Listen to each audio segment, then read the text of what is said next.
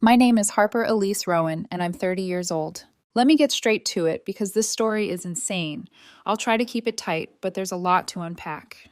It all started with a call from Miami at 3 in the morning. A call that wasn't from a hospital or from a family emergency, but from my fiance, standing in some rooftop club with an $8,000 bar tab and no way to pay it. But that night was just the explosion. The fuse had been burning for a long time. I'd been engaged to Tristan Walsh for 8 months. He was 27, charming, handsome, and the kind of guy who could walk into a room and instantly know where the most expensive bottle of wine was being poured. We didn't live together yet. That was my rule, not his. I work in commercial HVAC, industrial systems, big contracts, and a lot of early mornings on rooftops. I know how hard money is to make and how fast it can disappear. Before I signed any lease with somebody, I wanted to see if our real lives actually lined up. Good decision, as it turns out. Tristan lived about 20 minutes away in a sleek little apartment with 2 roommates. The place looked like an Instagram ad. Curated furniture, pricey art prints, a kitchen nobody really cooked in. He worked at a marketing firm, making around 40 grand a year. Respectable. But he spent like he made 100. Tristan came from money. Old money. Boarding schools and ski trips and holidays in places where the staff wore name tags. 2 years ago, his parents cut him off. Whenever I asked why, he got vague. They're controlling. They don't understand that I'm independent now. They want me to live their life, not mine. What he meant was, they were tired of funding his lifestyle. When we started dating, he was already in the habit of picking the restaurant before asking if I even wanted to go out. Rooftop cocktails, tastings with names I couldn't pronounce, spots where appetizers cost more than my work boots. The first few months, I tried to keep up. I liked him. I liked how bright he made a room feel when he laughed. But then came the silent assumptions. That's what a good girlfriend does, he'd say lightly, when the bill came and his card just happened to be maxed again. We're a team. I made decent money, but I wasn't funding 2 lives. I told him clearly, I'm not your bank. I'll pay my share for things I actually want, but I'm not carrying your fantasy budget on my back. The real trouble started when his friends got involved. Tristan had a core group of guys from college, Mason, Cole, and Charles. All of them had either trust funds, rich wives, or both. Their days were a mix of projects, golf, and flying somewhere sunny just because it was Wednesday. They were always planning something: wine country weekends, Vegas suites, ski trips in Aspen, the kind of trips that cost thousands before you even ordered a drink. And then there was Madison, his ex. Madison was the kind of woman who'd been born into money and then upgraded willingly.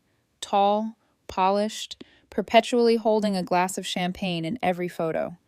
She and Tristan had dated casually in college, according to him. She was now engaged to an investment banker whose watch probably cost more than my car. She still floated around the friend group like some shimmering reminder of who Tristan once thought he'd end up with. If you ever want to know how secure your partner is, watch how they behave around their ex with a bigger ring than yours. 3 weeks before everything blew up, Madison had her engagement party, an upscale venue downtown, open bar, catering that tasted like it cost more than most people's rent. I stood there in a decent thrifted dress, watching full-grown adults compete over who had the most expensive suit, the flashiest watch, the most exclusive honeymoon plans. Madison's ring was a rock, at least 3 carats. She made sure to hold her hand just so the lights hit it every time she laughed. Tristan was miserable the whole night. Not for me, for himself. He kept glancing at Madison's fiancé, measuring their suits, their glasses, their lives. I saw him look at the modest ring on his own finger, the one I'd saved for and bought on a realistic budget, and his jaw tightened. Later in the car, he tried to play it cool. It's just, a guy wants to feel like he can match his crowd, he muttered. Mason's ring is like a whole bar of gold. Madison's fiancé has a watch that could pay off a mortgage. You have a ring that symbolizes a commitment, I said, not a flex. I know, he said. I just wish mine looked a little less modest. It wasn't the first time he'd hinted, but that night I heard more than envy. I heard resentment. The week after that party, he brought up the Miami trip. He didn't ask, he announced it. So the guys and I are planning my bachelor weekend in Miami, he said one night over takeout at my place, scrolling on his phone. We're doing first class, nice hotel, dinners, clubs, the full send. Oh, and I want to bring Claire too. Your sister? I asked. Yeah, she's been stressed with residency. It'll be fun for her to blow off steam. Okay, I said slowly. And who's paying for all that? He blinked at me as if I'd asked who was paying for gravity. Well, the guys are covering their own stuff, obviously, and I figured you'd cover mine and Claire's. You know, as a kind of engagement gift. He said it casually, like asking me to pick up coffee. How much are we talking? I asked. He scrolled and shrugged. Like $6,000 total? Flights, hotel, dinners, clubs? It's Miami. I laughed. I didn't mean to, but I did. Tristan, I'm not paying $6,000 so you can drink in another zip code, I said. We're supposed to be saving for a wedding, for a life. His face changed. The easy charm dropped. Wow, he said. So you don't want me to have a bachelor party? All my friends are going. Every single one. But my fiancé thinks I should just stay home? I think, I said carefully, that if you want a $6,000 weekend, you should be able to afford it yourself.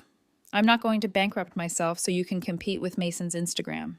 His voice sharpened. You sound like my parents. Maybe they had a point, I said before I could stop myself. The fight that followed was ugly. He called me controlling, accused me of being unsupportive, said any woman who really loved her man would want him to enjoy time with his friends. You're embarrassing me in front of them, he said.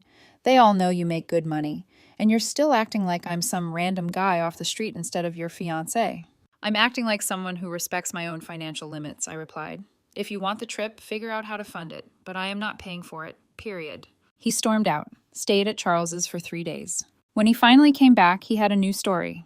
Good news, he said, like he was announcing a lottery win. My dad agreed to cover flights and hotel if I promised to be more responsible. So you don't have to worry. You only need to cover like a couple of things. It won't be that bad. I stared at him. Your dad, who cut you off completely 2 years ago, suddenly just decided to fund a luxury weekend? He's softening, Tristan insisted. You don't know him like I do. He doesn't want his only son to look pathetic next to everyone else. Something in my gut twisted, but I didn't have proof. Just instincts I'd already tried to ignore too many times. The Thursday he left for Miami, he kissed me at my door with overstuffed luggage at his feet. Trust me, he said. I wanted to. God, I wanted to. His stories started almost immediately. First-class selfie, boomerang of mimosas in the airport lounge, dinner at a place where the menu didn't bother printing prices, cabanas by the pool, shopping bags from stores I only ever walked past. Every time I saw a new post, that twist in my gut pulled tighter. Thought your dad was on a strict budget, I texted once. Relax, babe, he replied. It's handled. Promise. Saturday night, I fell asleep around midnight, worn out from an early shift. I woke up once to the faint vibration of my phone. Then again. I fumbled for it, half asleep, saw Tristan's name flashing with missed calls and a stream of texts. Answer. But my brain was too foggy to register the panic. I turned the phone face down. At 3:17 a.m. it rang again. His name. Club noise roaring in the background. I answered. Tristan? Harper, he shouted, voice high and ragged. Thank God you picked up. I need you to send me money right now. I sat up, heart slamming into my throat. What? What happened? My card declined at the club, he yelled. We racked up this huge tab and security took our IDs. They're calling the cops if we don't pay. I need you to send $2,000. Right now, please. What do you mean your card declined? I demanded. I thought your dad was paying for this trip. He gave me money for flights and hotel, he shouted. We just spent more than expected. My cards are maxed. The guys don't have enough cash. Harper, I'm serious. They're threatening to arrest us. My voice went cold. How much is the tab? $8,000, he said. But they said they'll settle for $6,000 if we pay cash tonight. Just send $2,000. Please, I'll figure out the rest. $8,000. For alcohol, for status, for one night. I suddenly saw the whole trip clearly. The first-class seats, the dinners, the cabanas, the shopping. There was never a responsible dad's budget behind it. It was all plastic. You lied, I said quietly, over the pounding bass behind him. Your dad didn't pay for anything, did he? Silence, except for the music and muffled yelling in the background. Harper, please, he choked. We can talk about it later. I just need you to help me right now. No, I said, call your dad. You can't be serious, he snapped. I'm your fiancé. When someone you love is in trouble, you help them. When someone you love lies to you about money for months and runs up thousands in debt behind your back, I replied, you learn who they really are. Harper, call your father, Tristan. I hung up, turned off my phone, and for the first time in our engagement, I chose to let his choices be his problem. I didn't think about it again until morning. Around 9 the next morning, I finally turned my phone back on. It buzzed in my hand like it was furious with me. Missed calls stacked on missed calls. Text threads from Tristan, from numbers I didn't recognize, from apps I didn't even remember downloading. Voicemails I refused to listen to yet. I stood in my tiny kitchen in an oversized work hoodie, watching the screen light up with his name again. I was about to mute it when a new call came in. Unknown number, Miami area code. For some reason, I answered. Hello? Is this Harper Rowan? A man asked, voice calm and practiced. Yes. This is Sergeant Rodriguez with the Miami Beach Police Department. We have your fiancé, Mr. Tristan Walsh, in custody. He asked us to contact you.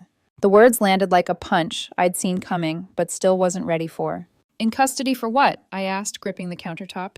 Theft of services and disorderly conduct, he replied. According to club staff, your fiancé and 3 other individuals accrued a substantial tab and could not pay. When officers responded, Mr. Walsh became belligerent and resistant to arrest.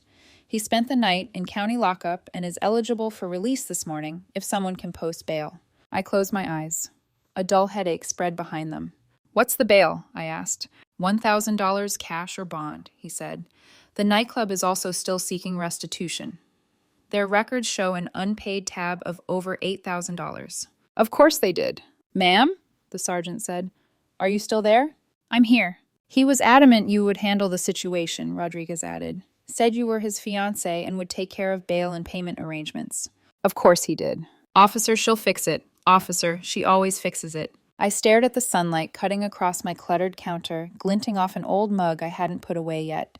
A mug I paid for. A life I paid for. Officer Rodriguez, I said, I appreciate you calling, but I'm not in Miami, and I will not be posting bail or covering any of his costs.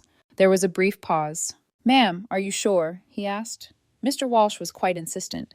I'm sure, I said. He created this situation with his own decisions. He'll need to contact his family or his friends, not me. The sergeant didn't argue. I think he'd heard this kind of exhaustion before. Understood, he said. Thank you for your time. When the call ended, I stood in the stillness of my kitchen, listening to my own pulse race in my ears. 9 months ago, I'd been picking out color palettes on Pinterest. Now I was refusing to bail my fiancé out of jail. Progress, I guess. The next few hours were chaos in slow motion. My phone lit up with calls from Tristan's friends, Mason, Cole, and Charles. Numbers I'd never saved because I never liked the way I felt when they were around. I answered one by accident. Harper, what the hell is wrong with you? Mason snapped without preamble. He's sitting in jail. You're really going to make him go through this alone? He's not alone, I said evenly. He has all of you. The same people who told him this trip was a great idea. We don't have cash like that just lying around, Cole cut in, clearly on speaker. You're the responsible one. The least you can do is... The least I can do, I said, is stop cleaning up messes I didn't make. Are you serious? Mason scoffed. He's your fiancé. When someone you love is in trouble, you help them before they've spent years lying to you, I snapped. If you're such good friends, pool your Amex cards and save your boy. My wallet is closed. I hung up before they could answer. They kept calling. I let every call die. I watched their messages pile up. You're heartless. He'd never do this to you. You're ruining his life over money. Like I hadn't just watched him try to ruin mine. By 3 in the afternoon, my shoulders felt like they were made of stone. I'd put my phone face down on the table and was trying to focus on anything else. Laundry, emails, the slow hum of my AC unit, when another unknown number popped up. I almost sent it to voicemail. Then I answered. Harper speaking. Harper. The voice was deeper, older, clipped. This is Daniel Walsh, Tristan's father. I straightened instinctively, like I'd been caught doing something wrong. I'd only met him twice, once at a rushed lunch, once at a Christmas gathering, where everyone pretended everything was fine. I assume you know why I'm calling, he said. Yes, I replied. I spoke to a Sergeant Rodriguez this morning. There was a short, controlled silence. My son is in jail because his fiancée refused to help him in an emergency, he said. Is that correct? I almost laughed. Your son is in jail because he ran up an $8,000 bar tab while lying about his finances, I said. I'm just the one who stopped paying for the show. He made a mistake, Mr. Walsh said tightly. That doesn't mean you abandon him when he needs you. A mistake, I repeated. Tell me, Mr. Walsh, did he mistake his way into $40,000 of debt too? Silence, then a sigh. So, he said slowly, he finally told someone. No, I said. Your sergeant in Miami told me part of it. You just confirmed the rest. The line was quiet for a moment. the kind of quiet that holds years of arguments behind it. "We cut Tristan off 2 years ago," Mr. Walsh said, voice lower now. "He blew through a considerable trust fund in 6 months. We refuse to keep subsidizing his lifestyle. He calls it control. We call it refusing to light more money on fire." My stomach turned. "How much does he actually owe?" I asked. "Last we saw his statements, around 40,000 on credit cards alone," he said. "I imagine Miami added another 15 to 20 on top of that, plus whatever interest is ticking away." My mouth went dry. $60,000.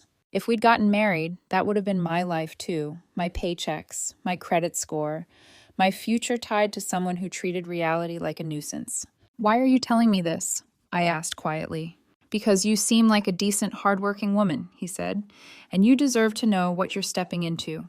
We tried to course correct him by cutting him off. Clearly, he found other ways to keep spending. You shouldn't pay for that in every sense of the word." For a moment, I couldn't speak. I thought about every time Tristan brushed off a budget conversation with a joke, every time he insisted things were handled, every time he framed my boundaries as a lack of love. I thought about his face at Madison's engagement party, the way his pride bent under the weight of someone else's diamond.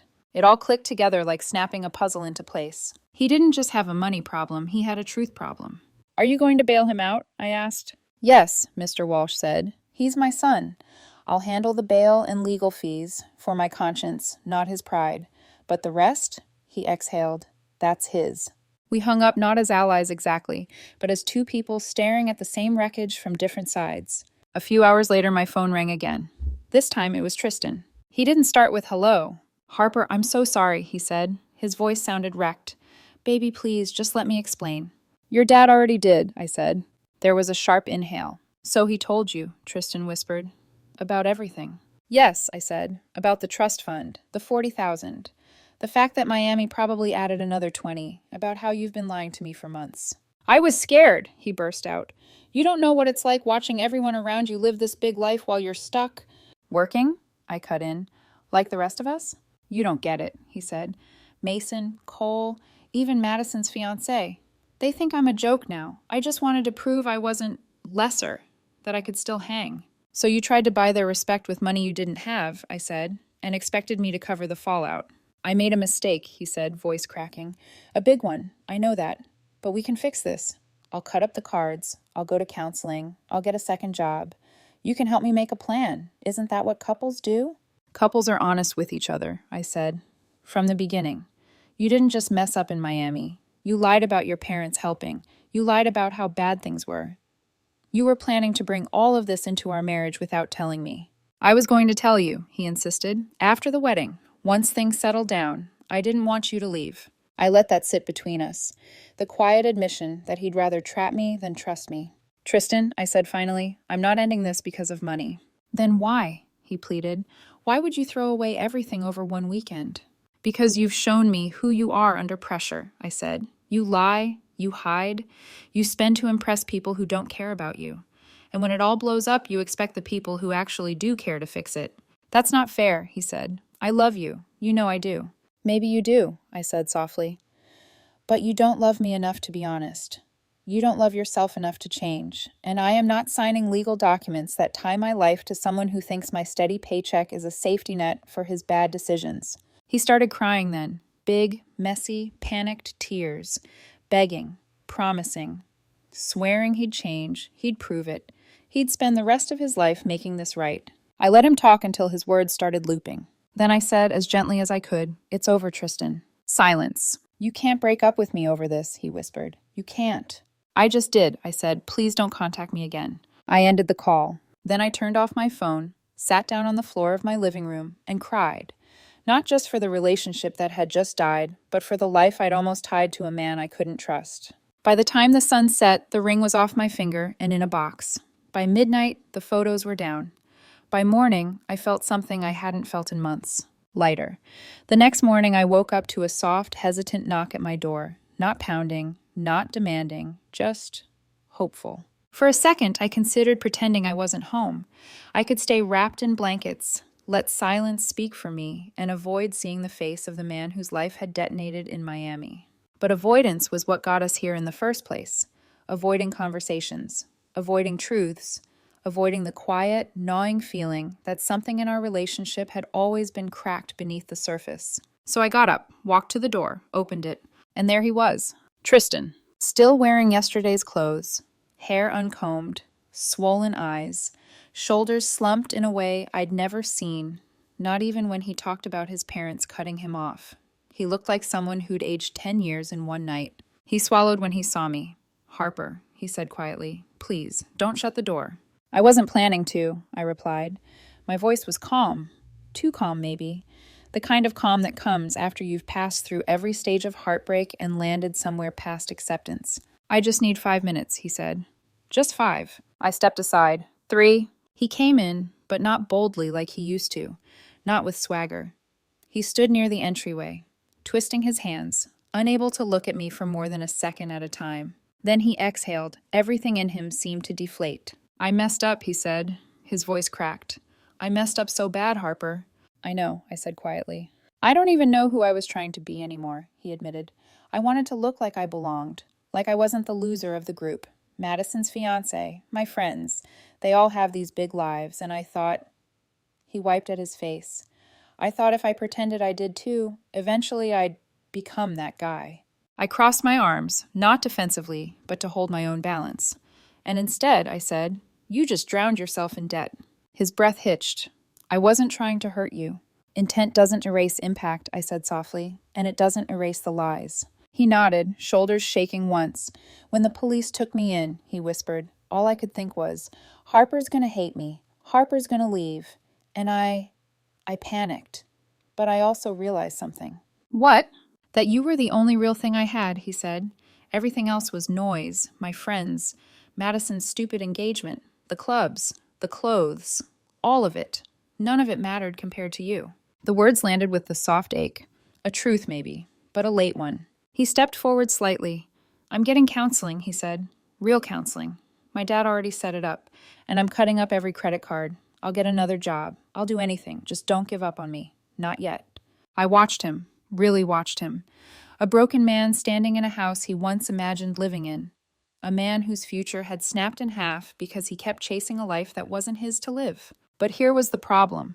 I wasn't in love with who he was now, and I didn't trust who he'd been pretending to be. "Tristan," I said softly, "I don't hate you." His eyes lifted, hopeful, desperate. "But I don't love who you've become." He blinked and tears welled again. "You can't mean that." "I mean every word," I said gently.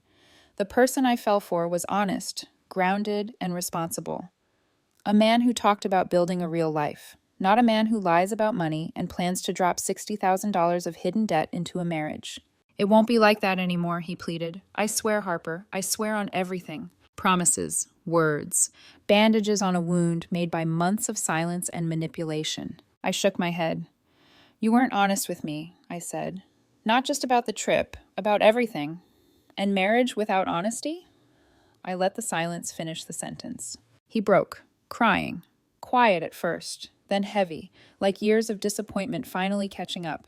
"Please," he choked out, "please don't throw us away." "I'm not throwing us away," I said. "You did that slowly, over time, with every lie you told. I'm just choosing myself before I disappear, trying to save you." He stared at me, devastated, searching my face for the version of me that forgave too easily. She wasn't there anymore. I picked up a box I'd prepared, his things, neatly packed. "This is the last thing I'm giving you," I said. "A clean break." He hesitated, then took it with trembling hands.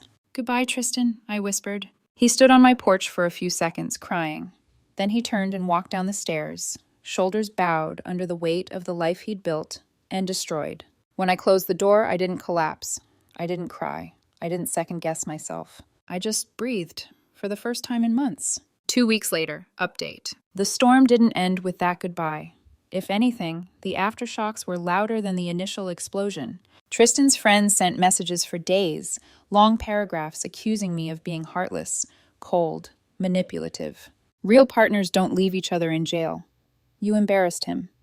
You'll regret this." No, I wouldn't, not once. His roommate finally reached out with the truth. Tristan owed nearly $70,000 total once the Miami charges were added in. He'd been hiding bills, ignoring collections, pretending everything was fine. He lost his job, too. 3 days of no-shows after getting out of jail. His dad hired a lawyer to negotiate with the nightclub, managing to get the bill reduced to around $12,000, but Tristan still had to enroll in mandatory financial counseling. He moved back home, back into the room he grew up in, back under the watch of parents who'd cut him off once and now kept him on a short leash. As for me, everyone had an opinion. My family supported me fully. His family was split, some furious at me, some relieved I'd escaped before I was tied to their son legally and financially. But me, I focused on work, on myself, on rebuilding the quiet life I'd fought so hard to protect. I cleaned out my apartment, I went on long drives, I laughed again, real laughs, not the brittle ones I'd gotten used to. I even met with a mortgage advisor. Turns out you can qualify for better interest rates when your future isn't attached to a man who treats credit cards like monopoly money. Some nights I thought about how close I'd come to the edge, to a marriage built on lies, to a life filling sandbags against someone else's flood. But then I remembered something. Someone told me once, sometimes the worst thing that happens to you is actually the universe rerouting you around a disaster you never saw coming. And that's what this was. A reroute, a mercy, a bullet I didn't marry. If you're listening to this, if you're nodding because some part of this hits too close to home, let me tell you something I wish I'd learned earlier. Watch how someone handles money. Watch how they handle stress. Watch how they handle truth. Those traits only get louder after the wedding, not quieter. If your gut is whispering, listen. If it's screaming, run. 3 months ago, I thought I was planning a wedding. Now I'm planning a future where I don't have to carry someone else's chaos. Sometimes the ending you fear is the beginning you needed.